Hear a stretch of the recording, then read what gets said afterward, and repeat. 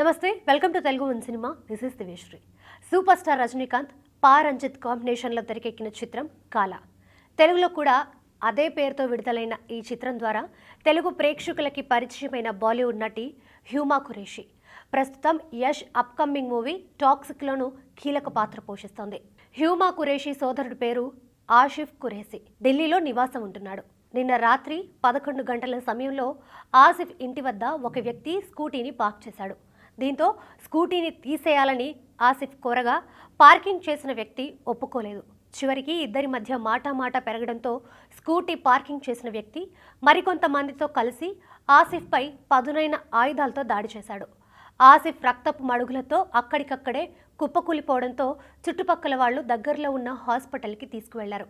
కానీ ఆసిఫ్ అప్పటికే చనిపోయినట్లు డాక్టర్లు ధృవీకరించారు.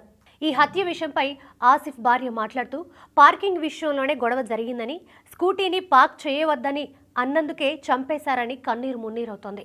పార్కింగ్ గొడవకి సంబంధించిన వీడియో సోషల్ మీడియాలో వైరల్గా మారింది.